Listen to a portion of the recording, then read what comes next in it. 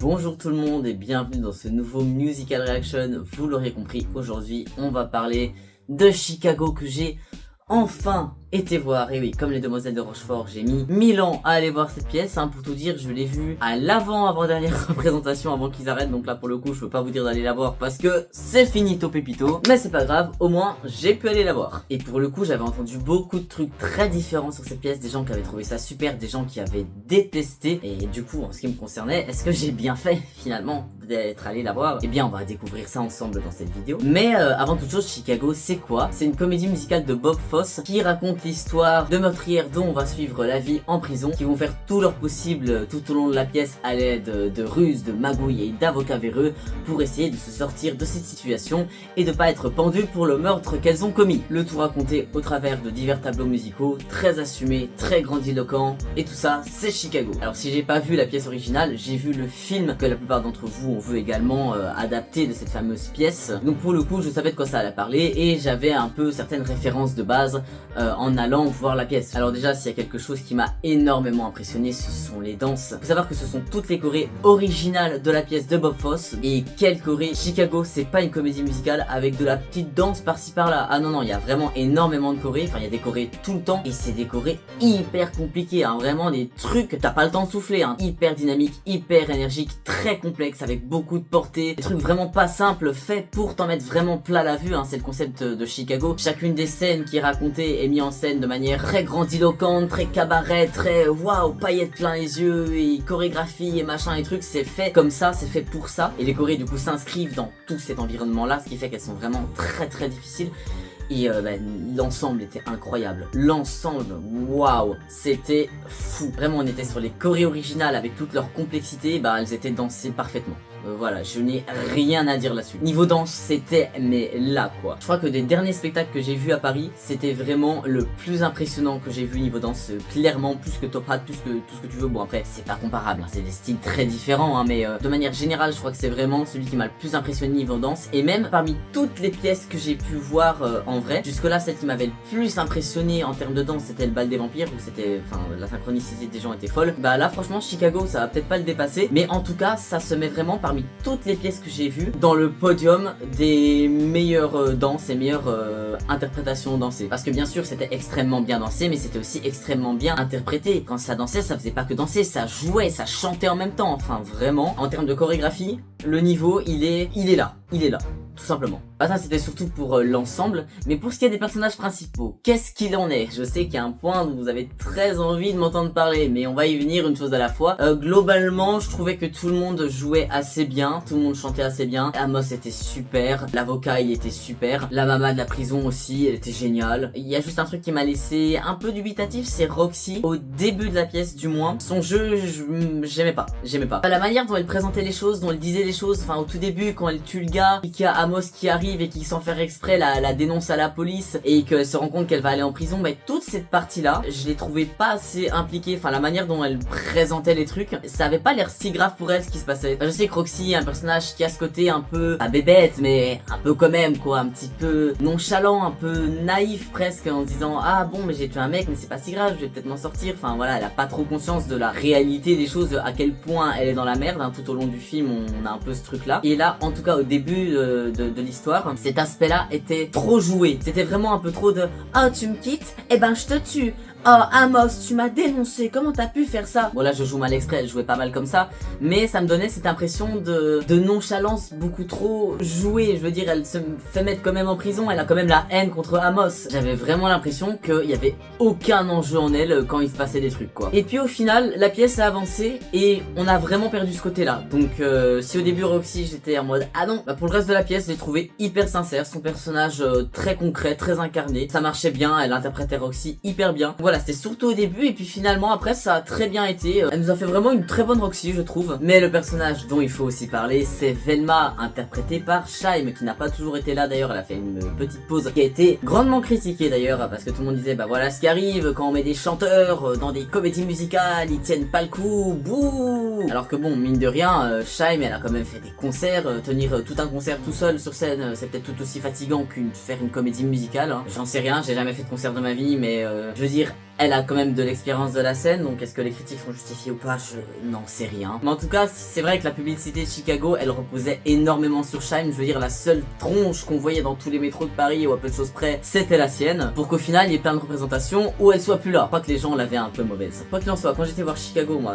elle était là. Et finalement, est-ce qu'elle remplissait le job? Est-ce qu'elle était castée dans le rôle juste parce que c'est Shy'm, ou alors est-ce qu'elle était réellement à la hauteur? Bah, je vais vous dire mon avis très sincère là-dessus. Elle était complètement à la hauteur. Ah, vous l'avez pas vu venir celle-là. Moi qui n'hésite pas en général à critiquer allègrement certains choix qu'ils peuvent faire quand on met des chanteurs et pas des comédiens et tout ça, et ben là pour Shy'm, j'avais aucune attente. Honnêtement, je me dis bah on verra bien ce que ça va donner. Mais très sincèrement, elle a géré de fou. Bon, déjà, inutile de préciser qu'elle chantait super bien, mais bon, c'est une chanteuse, est-il utile de le préciser? Après, c'est vrai qu'il y a beaucoup de gens qui la voient que comme une chanteuse de pop, et c'est vrai que c'est un peu comme ça que je la voyais aussi, parce que Shy'm, personnellement, j'en avais plus entendu parler depuis 2015 peut-être, peut-être 2012, je sais plus. Enfin, je sais que moi j'écoutais à l'époque où j'étais au collège quoi. Et puis d'un coup elle est réapparue dans ma vie pour faire Chicago. Je me suis dit waouh, Shy'm, bonjour après tout ce temps. J'avoue que j'ai plus trop suivi ce qu'elle a fait entre temps. Et même si techniquement parlant, les chansons de Chicago, qui sont des chansons hyper grandiloquentes de comédie musicale, n'ont rien à voir avec le style qu'elle fait, bah niveau chant, elle a assuré. Et niveau interprétation aussi, hein, quand elle chantait, elle était pas juste en train de chanter parce que c'est une chanteuse pop et que du coup non, elle était le personnage. Et même quand elle chantait pas, elle était le personnage. Elle jouait super bien, je n'ai rien eu à dire au niveau de son jeu. Et même au niveau des danses, hein, c'est quand même une performeuse. Elle dansait hyper bien, elle dansait, elle chantait en même temps, elle jouait, enfin vraiment elle était hyper incarnée. Elle était super bien dans le rôle, vraiment, elle était largement, très largement à la hauteur. Peut-être que les débuts étaient plus compliqués, enfin j'en sais rien, parce que je sais que j'ai entendu des critiques qui étaient pas du tout de cet avis, et je m'attendais à ne pas être de cet avis non plus. Et ben non, très sincèrement, j'ai été hyper impressionné. Shy'm ou pas Shy'm, c'était une super Velma, très sincèrement. Et ouais, vous vous attendiez, me connaissant probablement à ce que je critique et que je défonce Shy'm, et ben non, franchement, non. Bon, et maintenant en termes de mise en scène, qu'est-ce que ça donnait tout ça? Je vais commencer par vous parler de la scénographie. La scène en elle-même était surmontée d'un grand cadre doré, et on retrouvait ce même cadre doré plus dans le fond en oblique, entourant une rangée d'escaliers sur lesquels sera installé l'orchestre. Rangée d'escaliers qui comportera certaines ouvertures dans le fond sur les côtés et au milieu en face de la scène, desquelles sortiront les comédiens et comédiennes. J'aime bien cette idée d'escalier parce que déjà je trouve ça chouette qu'on ait vraiment l'orchestre face à nous sur scène, et puis aussi il va vraiment permettre aux comédiens de jouer avec, dans le sens où parfois ils vont monter dessus, interagir avec l'orchestre. Une fois il y a une personne de l'ensemble qui va vraiment se mettre sur les côtés d'un du cadre et va vraiment glisser dessus comme sur un toboggan. Non, vraiment j'aimais assez cette idée, je trouvais que ça marchait bien, et du coup ça va faire que le principal de l'action va surtout se dérouler en avant-scène. Et à partir de là on va rester dans le très simple, dans le sens où oui on a des grosses chorégraphies, des chansons, et les gens en eux-mêmes font plein de trucs, mais il n'y a pas énormément d'accessoires, hein. Les seules choses qui sont apportées sur scène, ce sont les chaises à certains moments, notamment pour le 7 block tango, hein, le fameux 7 block tango. Il y a des moments où sur les côtés, de part et d'autre du cadre qui entoure la scène, on va avoir des échelles qui vont apparaître, sur lesquelles vont à certains moments les comédiennes, lorsque la scène le justifie, ils vont vraiment assez bien jouer avec ces échelles. Pour le coup, j'ai trouvé assez sympa, mais à part ça, il y aura rien sur scène. Par exemple, pour le 7 block tango, on n'aura pas un vrai décor de prison avec vraiment des barreaux qui vont descendre, machin.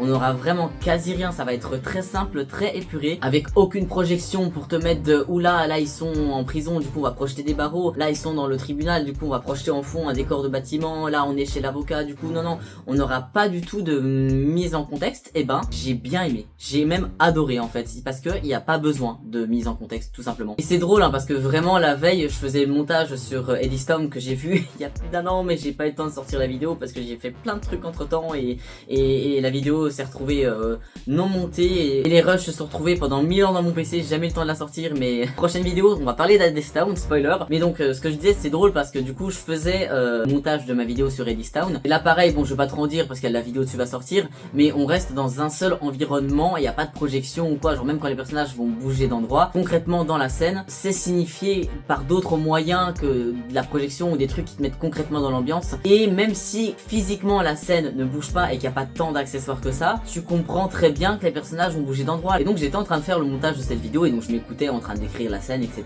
Et je me dis, ah, c'était un peu une bouffée d'air frais Eddystone, parce que mine de rien, ça fait du bien de voir des comédies musicales où il n'y a pas une volonté hyper forte de faire absolument comprendre aux spectateurs que ouh là t'es là et là t'es là, parce que si on met pas une giga projection derrière et qu'on n'amène pas 3000 accessoires sur scène, bah ils vont pas comprendre où on est. Bien sûr il y a des pièces où c'est un peu nécessaire, bah voilà, typiquement Monte Cristo qui avait vraiment énormément de projections tout le temps dès qu'on changeait de scène, il y avait boum tout le décor qui était complètement projeté. C'est peut-être utile dans le sens où c'est déjà une histoire compliquée, où bah il y a plein de changements d'endroit. Après ça aurait pu être possible sans la projection, enfin bref, je suis pas en train de dire ça spécialement pour Monte Cristo, mais pour dire que de manière générale il y a certaines pièces où c'est plus pertinent que d'autres. Mais c'est vrai que de manière générale, pour les pièces actuelles, on a souvent beaucoup trop une volonté de absolument faire comprendre aux gens que là ils sont là et que c'est comme ça, et on laisse pas la place aux gens de rêver. Et c'est un truc que j'avais pas spécialement remarqué, mais c'est vraiment en écoutant ma critique sur Eddystone que j'étais en train de monter, je me suis dit et c'est vrai que là il y avait aucune projection, il y avait juste un décor et des vrais trucs sur scène. C'était une bouffée d'air frais, ça te laissait la place à l'imagination et il fallait pas tant d'imagination que ça finalement pour comprendre ce qui se passait. Et vraiment je me faisais cette réflexion là la veille, et bah là dans Chicago on a complètement retrouvé ça. Il y avait pas de projection, il n'y avait pas 36 000 accessoires, mais on n'avait pas besoin en fait, tout simplement. Et en ce sens-là, je comprends finalement, j'étais pas tout à fait d'accord, mais ce que certaines personnes me disaient, bah j'en reviens sur Monte Cristo, que toutes ces projections, ça oppressait un peu à la longue, que ça faisait un peu enfermé. J'étais pas d'accord, et finalement, maintenant que j'ai remis ça en perspective, qu'il y a ça qui m'a paru, mais je comprends. Le fait de voir comme ça une comédie musicale avec juste, entre guillemets, les comédiens qui font leur truc avec, oui bon, quand même quelques accessoires, et il y avait quand même un travail de mise en scène, hein. Je suis pas en train de dire qu'il y avait aucun travail de mise en scène, hein, loin de là. Mais où il y a pas 36 000 projections et 36 000 trucs et changements de décor et machin, mais ça fait du bien, parce que t'as pas besoin de ça, en fait. T'as pas besoin de ça. Et le fait d'avoir que des vrais trucs physiques, concrets sur scène, qui sont pas énormes, mais qui sont là et qui font leur travail, ça fait du bien. Ça fait vraiment du bien. Et limite même, je dirais presque que tu en apprécies encore plus le spectacle. Je crois que j'aurais moins apprécié, sans m'en rendre compte, Chicago s'il y avait eu en fond de la projection, voilà, comme je disais, de barreaux ou de décors, de bureaux, d'avocats, enfin que sais-je. Là, tout ce qu'il y avait sur scène se suffisait vraiment en lui-même